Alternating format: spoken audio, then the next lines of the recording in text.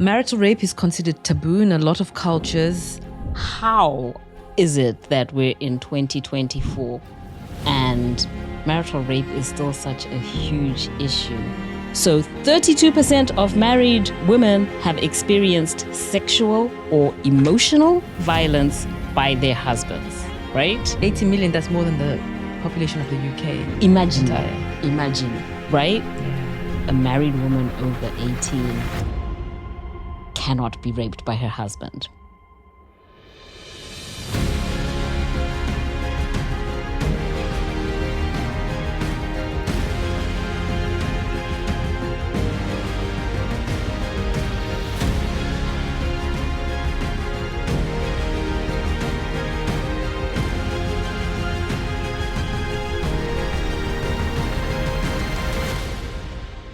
Today, we want to discuss a very difficult topic, and that is the topic of marital rape. Marital rape is considered taboo in a lot of cultures, and many people shy away from discussing it. Quite often, it goes ignored, and it's an issue that's confounded by complicated influences like law, consent, cultural beliefs, very powerful cultural beliefs. But it's such a huge problem, and it's not something that we can avoid talking about. So I think we need to get into it. Yes, heavy on the cultural beliefs, because I think that has got this topic in a chokehold. What really blows my mind is houseway. How is it that we're in 2024 and marital rape is still such a huge issue, not only from a practice standpoint, but also from a legal standpoint? It just confuses me that we're so progressive and we seem to have come so far with human rights issues, and yet, we still have such an antiquated mindset, and, for a lot of the part, legal system dealing with it hasn't caught up to where I think we should be. It's absolutely unbelievable that even though in over 50 countries, marital rape is recognized as a crime, when it does occur, it's either ignored, and half the time it's just not acknowledged. So consider a country, huge country, population-wise anyway, like India, where a man can lawfully rape his wife if she's over the age of 18. Basically, it's not considered rape unless she's 18 years old. Once she's 18, it's no longer rape. It's just conjugal duties, business as usual, and families ignore it. Yeah, there's a lot about India in the news as well. Anyway, today around gender-based violence and the problems that it's presenting in society. But I was last month years old when I discovered, just from a legal standpoint, as you've just mentioned, that, in India, a woman who is a married woman over 18 cannot be raped by her husband. So you can be married under 18. Let's just clear that. Oh, right? yeah, Obviously. Right. Actually, I believe it was 2022 that the Indian Supreme Court actually changed the law to raise the age of marital consent from 15 to 18, arguing that excusing the marital rape of minors was contrary to Articles 14, 15, and 21 of their Constitution. But let me just set it in context a little bit, because I've got some numbers here. I wrote it down so I don't forget. There was a national family health survey done by the government of India, 2019 to 2021.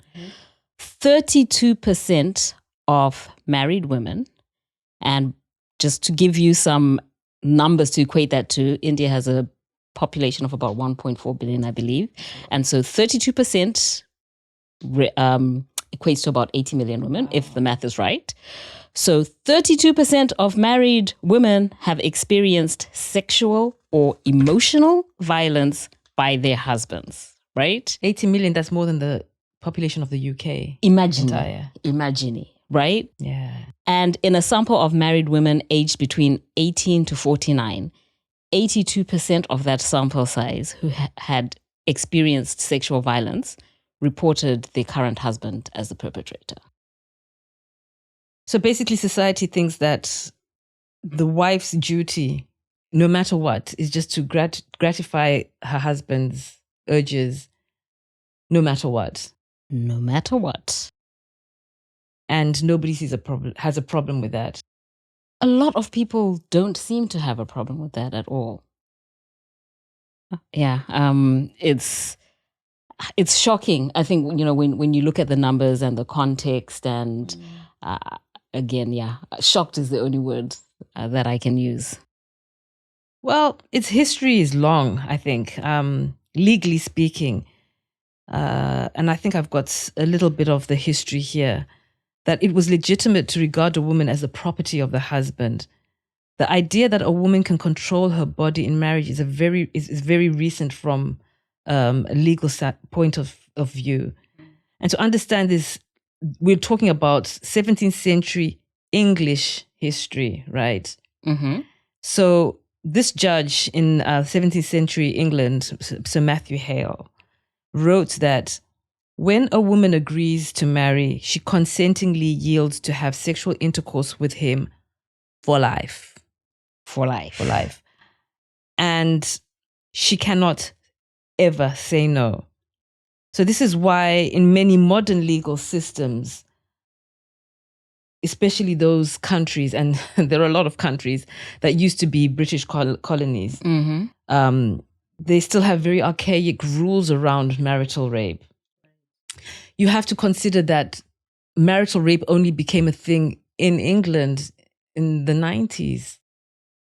Yeah. In the 90s. You shared that video. I think it was by Granada. Yeah, so check it out. I think I wrote it down here. So in 1989, Granada TV was commissioned to produce a documentary called The Right to Rape. It was done by Ray Fitzwallace and Dorothy Byrne. And it talks about spousal rape, which was just outlawed a few years later in 1992. So thanks, Granada. Maybe, you had something to do with it. But if you get a chance, go and watch it. It's very hard hitting. And the reason why, even though we're dealing with maybe predominantly ladies from more fringe, not non-Western society, Britain set the precedent for the legal system in a lot of countries. Yeah, right? With their colonization, they brought a lot of their ways and established that as law. The civilization. So to think that their spousal rape laws have only been updated in 1992, that's saying a lot. Yeah, and the reality is, even though the law may have changed, the mindset and, the actual practices, those are still a ways behind.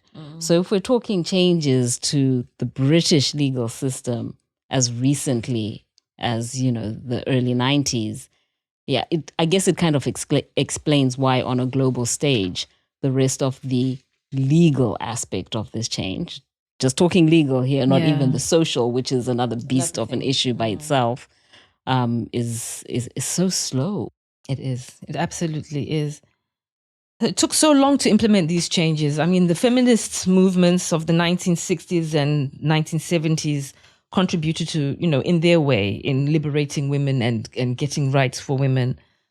But before that, marital rape was something which was legally okay, and that's all over the place. In the United States, it was only in 1993 that all 50 states have laws against it. But even then, it's still considered, like you said, the laws are there, but it's still in the minds of people considered a family matter, and rather than a crime. And on top of that, I think in the States, it's very difficult to prove rape against someone who you're married to, and it's only where there are incidents of extreme violence, and it will really be the violence that's prosecuted, not the rape itself. So we still have to think about what does that mean. So if somebody is raped, maybe with threats or whatever, but there's no sign of physical violence, it's very difficult to prove or punish. And I'm going to bring in here because we came across this when we were watching. I'm going to butcher his name, Acharya Prashant. Okay, yeah, his podcast, and just the idea of consent. So even within a marriage, any consent that is extracted by fear, is that really consent? No. And so when you're looking even within your marital unit, where a man is in so much control and a man has certain legal rights, a woman is hard pressed to say no when she knows that she has everything to lose. Yeah, the source of income, the house, really murky waters there. But I think we've got to, when you talk mindset even, right, especially in our cultures, there's this concept of a good wife and a lot of pressure put on women to be good wives. And good wife also includes giving up the goods on demand, whether you feel like it or not. I don't know. So just this whole law thing, South Carolina, we're talking about that their laws require consent. They require excessive force, right, to actually prosecute. So what do the women do? No, there's not really many options. And the thing is that the rape itself is just part of the whole picture quite often, isn't it? Because like you said, there's the emotional, the financial abuse that comes along with it. And then rape is not actually necessarily about the physical intimacy between a man and wife. This is the thing. It's more about stripping somebody of their control, of their self-worth, of their self-esteem, deflating somebody's value. Right. So that they can't do anything for themselves and then become psychological. So it represents a total loss, really. I've heard it said that rape is actually about power, right? It's about establishing control, establishing force, and I guess on the man's part. Part of me wonders, what, nobody knows what. Well, I wouldn't know what causes a man to want to rape a woman. But I think about, man's position in society and a lot of the struggles that from a man's point of view, we and how they're socialized, the male ego and what masculinity means. And if they're struggling to survive in today's economy, in this world, does that contribute to them feeling like the home is really the only place where they can prove their manhood? Yeah, where they can exert their dominance and feel like a man, and that translates into I need to have dominion over something, and the wife just becomes. I hope the guys who are listening and who would actually answer that question, because it's one that we don't understand. We struggle with the concept of this is somebody you've taken to love, cherish, and this is what it boils down to violence. But what about the statistics? I wonder, like, globally, what kind of statistics are there on marital rape?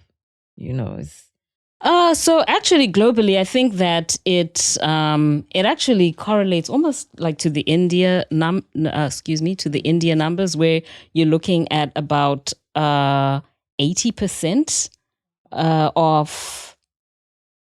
You're looking at 80% of women. 30% of women that have experienced sexual violence from a WHO report. Okay. And so in the US,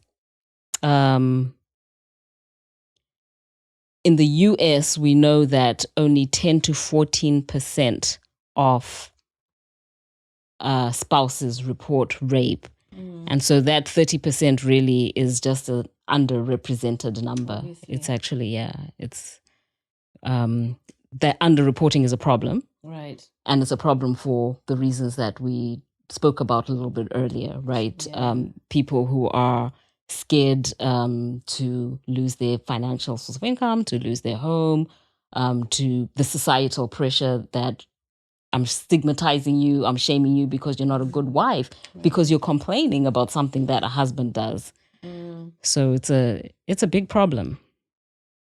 It's huge. I mean, it's beginning to get discussed more, even in African countries. I mean, it still remains a huge taboo, but I think people are talking about it a lot more. But societies shy away from, like you said, discussing family business out amongst strangers. But even if a woman doesn't talk, if she does talk, people won't believe her. That's a very, very big problem. Countries where you have high prevalences of HIV, like in Lesotho, marital rape continues to spread the virus. So it's a huge problem, not just obviously from a human rights point of view, but also from a health perspective. That's a problem. And most women feel that they still can't refuse their husbands, even in view of the fact that their health and lives might be at danger. So how do we get communities involved? I almost pine for the concept of, our rural chief and Sabuku, right? With the kangaroo courts, that type of system, not the type of mindset, Okay. but the type of system where, communities can call into question men who are stepping out.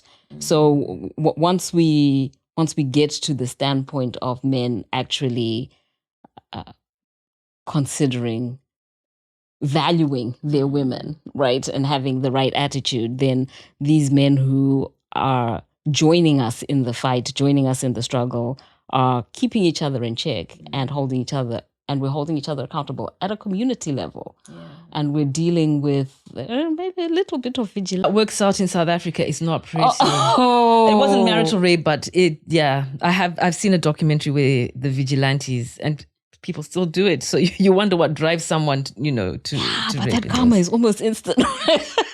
Okay. I don't think we can be advocating for that kind of justice. No. Okay, let's scratch that. But even where it is included in law books, it's not really properly enacted upon, and it's still treated as a private affair. And there are countries where even judges have said, she's his wife, Yeah. She can. I mean, that documentary, the Grenada one we talked about, there was that elderly judge, right, who actually said that, well, it's almost trivial. He said something to the effect that, oh, well, the wife might have refused for trivial reasons, and brushed it off, and and we're talking about an English judge, right, educated English judge. Mm-hmm. And these are the attitudes.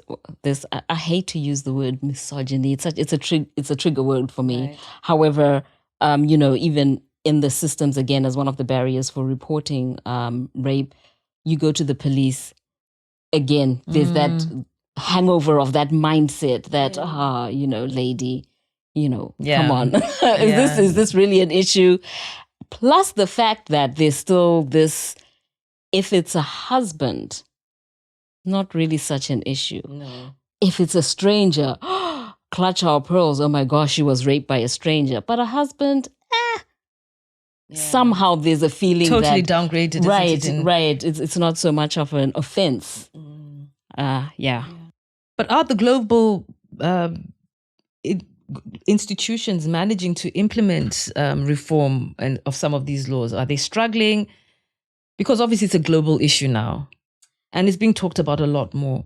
It's definitely being talked about a lot more. I think, since the UN actually declared it a human rights issue, then there's been a little bit more global activity. Countries, I feel, could do a better job at policing each other, right, and enforcing.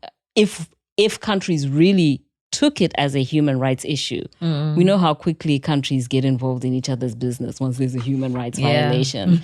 And so if on a global stage, this prevalent issue could get that same, gender-based violence issue as a whole, but marital rape in particular, if we could get that sort of classification, right, then I think countries, absolutely, on the global stage would do a better job of policing and helping drive down the numbers. Well, it's good to hear that progress is being made, but I guess it's not happening fast enough, not even close. But indeed, there's some changes that have been made. Countries like Namibia have made marital rape a crime, I think in 2000, Zimbabwe in 2001. Hey, Zim, come on. Bring it up. But it's tough for many, in many places, because we're still, even though we've legalized it, we're still fighting those archaic, traditional ways of doing things. You're up against very strong cultural attitudes around roles and of genders within the family and responsibilities. Right. In parts of the world, marriages are still it's a very conservative institution, and the concept of a wife having the right to deny her husband is still frowned upon. Right. But I think we're having the conversations, and I think things are changing. Mm-hmm. It might be difficult to enforce some of the laws, but it's not impossible. It's not impossible. It's not. And actually, we talk about men and how, men, I believe, are stepping up to the plate a little bit more as we are in our 16 days of activism against against gender-based violence. I've just learned about the White Ribbon Movement, which I was unaware of. And that is a call for men, right, to be part of the solution. It was actually founded in Montreal, right, in 1991 as a result of the Montreal massacre, where 15 women were killed by an anti-feminist movement. And, as part of that, I actually learned about the White Ribbon Movement through reading Michael Kaufman's book. That's an excellent book. Yeah, we did a small review on that, didn't we? Absolutely. The time is now. So it is encouraging to see men on a global level organizing to join their voice to the fight against gender-based violence. And I think that we definitely need them as part of the discussion, part of the solution. So yeah, it's encouraging to see this movement grow and for men to challenge each other and partner with us in this fight so that we can at least begin to start to feel like we've got a hope to actually deal with the issue. Okay, no, that's really good. I mean, international pressure is very important. And when countries join groups like the United Nations, they're often under obligations to follow a set way of doing things. So several human rights rules will be set out, and it's a solution. It's part of the solution. So sanctions, trade agreements, foreign aid, all those things. Everybody's part of a global community. Right. So I think those are good platforms for implementing and pushing change. Right. Can you imagine that sanctions against a country because you're failing to keep your men in check? So, right? I love it. I'd love to see it. I love, we're worried about people's oil and other things, and we can police how they're making and spending their money. I'd like to see that happen. I think the world might just grind to a stop. So it's about governments holding people accountable on a global stage. Yeah. And we're seeing more and more of it. Countries are starting to realize that they can't just ignore these issues forever. And it's not just a woman's issue, it's a human rights issue. And we have to, I think, give acknowledgement at least to the progress which is being made, even if we say that it's slow and would like to see it, to see it quicker. But in places, right, like Namibia and Zimbabwe, I know 2001, where laws are actually being changed. In fact, in Zimbabwe, just within the last month, we've had the High Court strike down a clause around what's considered for abortion rights. Right. Right. So we're actually continuing to make positive change in the right direction, policy-wise, at a country level. And I think what we need to see more of are now entire systems, where not only the letter of the law has changed, but, the laws are being enforced. And there's a whole system to deal with the issue in its entirety. And to tell you the truth, given all that, I still believe that the biggest agent for change in all of this is going to be conversations like this, and not just women talking on the camera and saying, guys, change, but the conversations that men have. I think that's going to be the most impactful thing, because once 100%. They hold each other accountable and volunteer to make those changes and police each other as well, right, then we're making huge steps. Then we'll start strides. to see real change. I know in South Africa, I've seen a lot of this male activism in this space where it's absolutely needed, because it's one of the hotspots, isn't it, where GBV is actually pretty high. But you're absolutely right. Men need to have these conversations with each other. Men who are mentoring other men, boys teaching fathers teaching their sons on what consent is. Absolutely. How to interact with the wife, how to lead a home. Without that, within the the masculine fraternity itself, then not the right kind of progress, wide-scale progress can be made. No, absolutely. I think change is coming. It's happening, but we need to learn. We need to spread the good ways of doing things. We need to talk to friends, family, and the community in general. We shouldn't be shy about talking about issues like consent and relationships and respect. And unfortunately, we have a mindset where we're back home. So, something that's for two people is meant for two people. You don't get involved. But the truth is, we do need to get involved. We do. We need to normalize having conversations about these things. Talk about where they're going wrong. Because how do you begin to address and fix and understand each other's perspectives even without these open and honest communications? Yeah. So if a friend or acquaintance is a victim or a perpetrator, have a discussion, stand with them, listen, support, help to connect them with resources. We've got amazing resources on our website now. Yes. We've done our research. So, if you're struggling and you're local to us, there's a lot of information there that you can have. And, to help just to start getting out of that. Right. But absolutely be a part of the change, be a part of the solution. And as Tembi says, if somebody brings the issue up to you, or if you notice that somebody is potentially, a victim, then respectfully get in their business. If you see somebody perpetrating, again, respectfully. Or not. Right? Get in their business. But yeah, let's talk about this issue. Let's challenge each other. And yeah, check out our website, check out our social media channels. We've got a lot of helpful information out there. I'm really glad we're having this conversation. It's hard to talk about, but it has to be said. I hope that people will wake up to the reality of marital rape, that it's a huge problem and it's harming a lot of people. And yeah, it's a huge violation of human rights, and it's something that we all need to get behind and put a stop to.